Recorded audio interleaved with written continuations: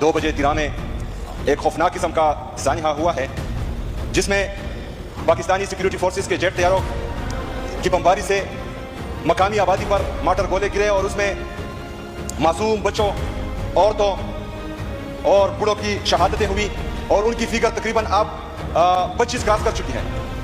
जनाब स्पीकर, यह पहला वाक़या नहीं है। इससे पहले जिला खैबर में अलमकोदर के मकाम पर सिक्योरिटी फोर्सेस की जानिब से यलगार किया गया, उसमें भी मासूम लोगों की जानें गई, मासूम लोग शहीद हुए।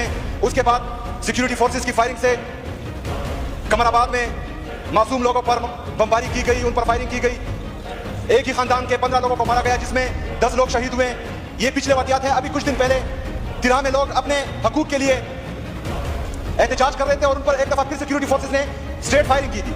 जनाब स्पीकर, उसमें भी जो है काफी लोग शहीद हुए थे और काफी जख्मी थे।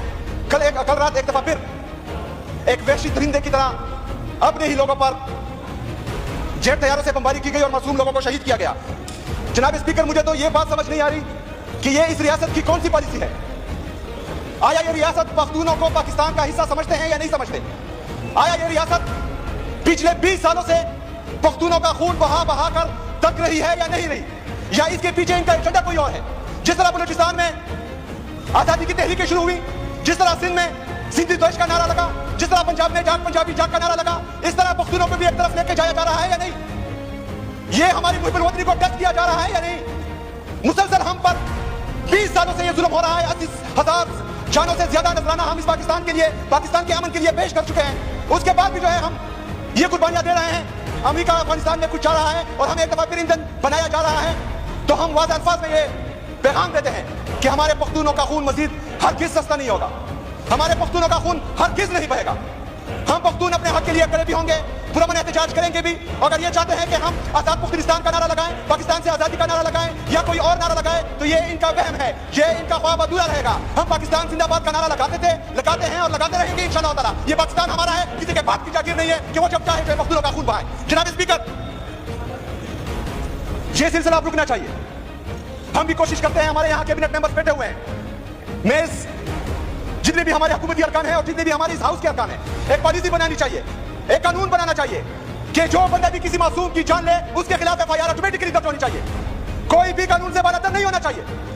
इधर एक आम बंदा झगड़ा भी करता है तो इस पे एफआईआर हो जाती है, उसको जेल भेज दिया जाता है। इधर रियासत पर काबिज जालिम लोग 25-25 लोगों का खून चूस रहे हैं और उनके खिलाफ कोई कार्रवाई नहीं हो रही। ये कैसा इंसाफ है?